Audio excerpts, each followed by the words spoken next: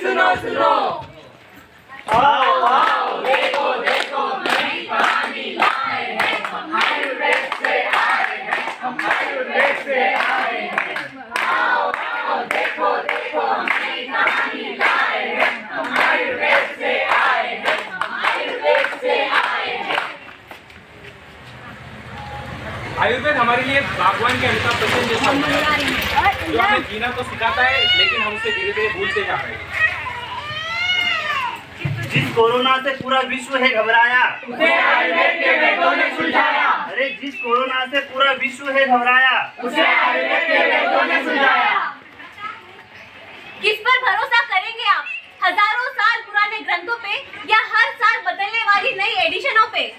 Ayurveda is not slow, it is permanent. Ayurveda is not slow, it is permanent.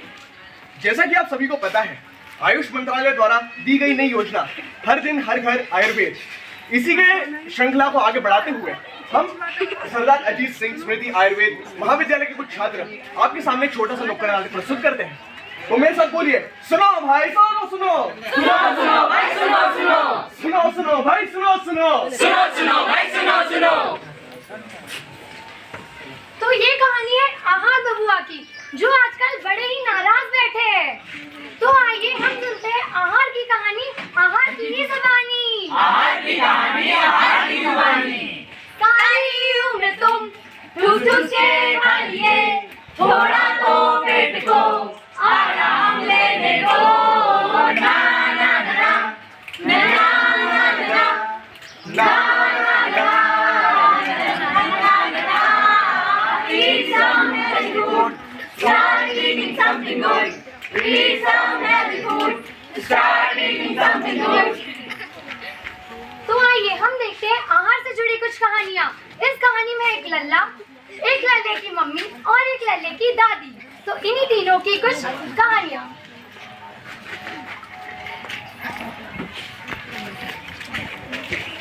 अरे बहू सुनती हो? जी माँ जी, क्या हुआ? सुबह भाई गई, लल्ला के स्कूल का टाइम हो गया, तभी खाने के लाने कुछ बना दो। क्या यार माँ जी, आप सुबह सुबह शुरू हो जाते हैं। बोला ना आपको, 2-3 में बेटी बन जाती है, आपको समझता क्यों नहीं है? आप जाओ सोने दो मुझे और खुद भी सो जाओ, परेशान करना आपकी। ऐसा कहकर दादी लल्ले के लिए कुछ आहार बनाने चाहती है, जो कि काफी पौष्टिक रहता है। अब आगे देखिए। दादी दादी दादी टिफिन में क्या बनाया दादी? मैंने हलवा पूरी बनाई है घी की। हलवा पूरी? मम्मी मम्मी मेरे को हलवा पूरी नहीं खाना मम्मी। बोला था ना माँ जी आपको, आजकल के बच्चे हलवा पूरी नहीं खाते। सुनती कहाँ हो आप मेरी? लला तू रो मत, मैं तेरे लिए मैगी बना के लाई। मैगी? हाँ हाँ। अब दादी गार्डन में अपने कुछ मित्रों के साथ वार्तालाप करती है। अब आगे। अरे सविता, ना जाने मारे लल्ला को का हो, मैगी भेगी पिज्जा बर्गर के अलावा कुछ खाती का है। अब हल्का ही देख लो, आज भी सुई में धागा पिरो देते हैं। आजकल के बालकन को देखो, पैदा होते ही चश्मा लग जाता है। पहले हम घर का सारा काम करके 1 किलोमीटर दूर दुकान भगाते थे। यार तो मेरी बहू तो देखो सुनती ही नहीं है। लल्ला को क्या क्या खिला देती है ना डाले, और उसी चलते लल्ला मेरा बीमार होते जाता है। मैं क्या बताऊं बहन, मेरे तो जोड़ों में कई दिनों से दर्द है। मैंने कहा उसे तेल ला दे, मुझे कोई स्प्रे पकड़ा कर चली गई। भले स्प्रे कोई काम की चीज है? सही बात है, आजकल की बहुएं पता नहीं, वो मॉडल कुछ लगा देती है और बोलती है कि आपके पैरों का दर्द ठीक हो जाएगा। इसमें कुछ होता है भला?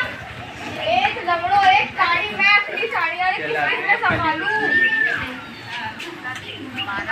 बस इतना कहकर तीनों औरतें अपने घर चली जाती है। और जैसा कि आपने देखा कि लल्ला हमेशा मैगी पिज्जा खाता रहता है, तो आप उसकी स्थिति अब देख सकते हैं। दादी दादी कहाँ हो गई मेरे लल्ला को? कहाँ हो गई? बहू मेरी सुनती हो? कहाँ हो गया लल्ला? कहाँ हो गया? कुछ नहीं, लल्ला एक गोली खाएगा और ठीक हो जाएगा। कोई गोली वोली नहीं खाएगा मेरा लल्ला। खाएगा माँ जी, एक गोली में ठीक हो जाएगा। कोई गोली वोली है जो तुम मैगी वैगी वो का गोल गोल क्या बोलते हो, पिज्जा बर्गर वो खिलाते रहती है, इसलिए उसका पेट दुख रहा है। अब उसे 1 महीने तक मैं डाइट दूंगी। ठीक है माँ जी, आपको जो करना हो करो, मैं तो जा रही हूँ। ऐसा कहकर दादी अब लल्ले का आहार पोषण 1 महीने तक मेहनत वही करेंगे, जो कि काफी अच्छा और पौष्टिक होगा। अब 1 महीने बाद लल्ला यहाँ पर ट्रॉफी लेके आता है।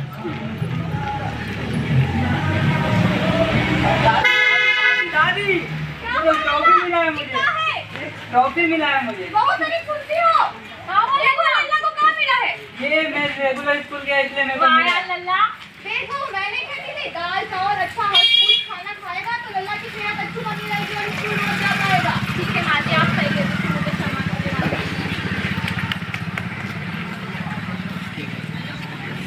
जैसे कि आप सभी लोगों ने देखा, हमने एक छोटी सी कहानी के माध्यम से आपको कुछ बताने का प्रयास किया कि कैसे हम लोग हमारे आहार विहार को ठीक करके अपने आप को स्वस्थ रख सकते हैं। आहार और विहार में जैसे अपनी दिनचर्या, किस हिसाब से अपन सुबह कैसे उठना चाहिए, रात के सोने का समय, अपने को ऋतुओं के हिसाब से किस प्रकार से खाना चाहिए।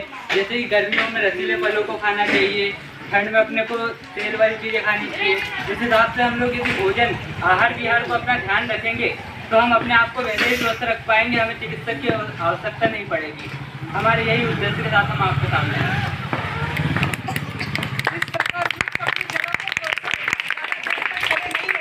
इसी प्रकार हम अपनी प्राचीन चिकित्सा प्रणाली को छोड़कर ज्यादा दिन तक स्वस्थ नहीं रह सकते।